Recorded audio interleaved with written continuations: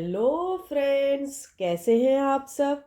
Friends, आज हम बनाने जा रहे हैं सबकी फेवरेट लाल मिर्च की चटनी। यह चटनी न सिर्फ खाने के स्वाद को बढ़ाती है बल्कि आपके साधारण से खाने में भी एक नया चस्का भर देती है। इसे आप पराठा, पकोड़े या किसी भी स्नैक के साथ इंजॉय कर सकते हैं। फ्रेंड्स, ये चटनी इतनी टेस्टी है कि आप इसे स्टोर करके भी रख सकते हैं। इसे आप 5 to 6 मंथ के लिए स्टोर करके रख सकते हैं। तो चलिए फ्रेंड्स, बनाना स्टार्ट करते हैं लाल मिर्च की चटनी। ठंड आते ही ये वाली लाल कलर की मोटी मिर्च मार्केट में बहुतायत में दिखने लग जाती है। तो सोचा आपके साथ इसकी चटनी की रेसिपी शेयर कर लूँ, जिसे आप आराम से 5 to 6 मंथ के लिए स्टोर करके रख सकते हैं। तो इसके लिए यहाँ पर मैंने 500 ग्राम रेड चिली लिया हुआ है। इसे अच्छे से वॉश करके मैंने पोंछ के लिया हुआ है। अब इसे हम कट करेंगे। तो कट करने के लिए यहाँ पर मैंने एक बड़ा सा बर्तन ले लिया है। सबसे पहले हम इसकी डंठल को इस तरह से तोड़ के निकाल देंगे।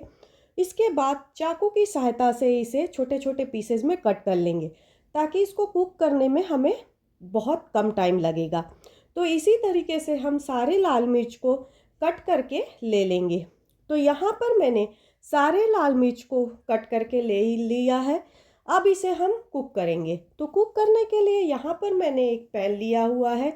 इसमें सबसे पहले हम 4 टेबलस्पून ऑयल डालेंगे। ऑयल डालने के बाद इसे हम गरम करेंगे। तो ऑयल हमारा गरम हो चुका है। अब इसमें हम जो हमने लाल मिर्च कट की थी उसे डाल देंगे। लाल मिर्च डालने के बाद इसे हम अच्छे से पहले मिक्स कर लेंगे और इसे मीडियम टू हाई फ्लेम पर 2 मिनट के लिए कुक करेंगे, ताकि जो ये लाल मिर्च है हल्का सॉफ्ट हो जाए। तो यहाँ पर 2 मिनट हो चुके हैं। अब लाल मिर्च हल्की सॉफ्ट हो चुकी है। अब इस टाइम पर हम इसमें गार्लिक डालेंगे। तो यहाँ पर मैं 1/4 कप गार्लिक ले रही हूँ। गार्लिक की क्वांटिटी आप बढ़ा भी सकते हैं। अब गार्लिक डालने के बाद इसे भी हम इसमें अच्छे से मिक्स कर लेंगे और इसे कम से कम 3 to 4 मिनट्स के लिए कुक करेंगे, ताकि जो गार्लिक और मिर्च है वो अच्छे से इसमें कुक हो जाए। तो इसे मैं 3 to 4 मिनट्स के लिए कुक करने के लिए रख दिया है। तो अब 2 मिनट हो चुके हैं इसे कुक करते हुए। इसे एक बार हम अच्छे से चला लेंगे और इसे 2 से 3 मिनट के लिए और कुक करेंगे, ताकि जो मिर्च है हमारी और सॉफ्ट हो जाए, ताकि इसे पीसने में हमें ज़्यादा टाइम ना लगे।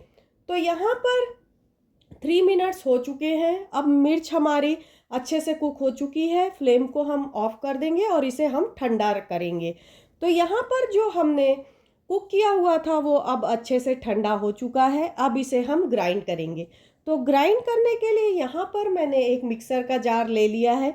इस मिक्सर के जार में जो हमने मिर्च और लहसुन को कुक किया था उसे डाल देंगे। जो थोड़ा बहुत इसमें ऑयल होगा उसे भी हम इसमें डाल देंगे।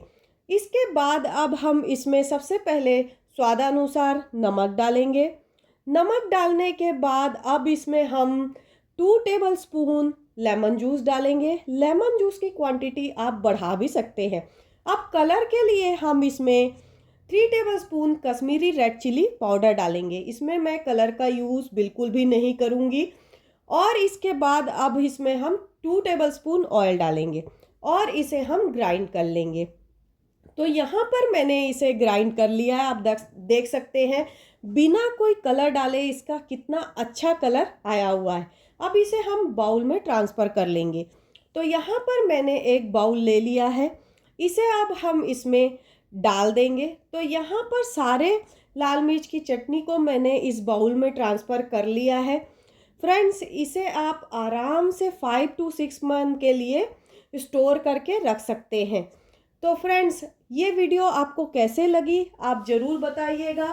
और फ्रेंड्स, अभी तक आपने मेरे चैनल को लाइक एंड शेयर नहीं किया होगा तो शेयर कर दीजिएगा और बेल आइकन पर क्लिक करना ना भूलिएगा, ताकि जो भी मैं नया वीडियो डालूँगी उसका नोटिफिकेशन आपको मिल जाएगा।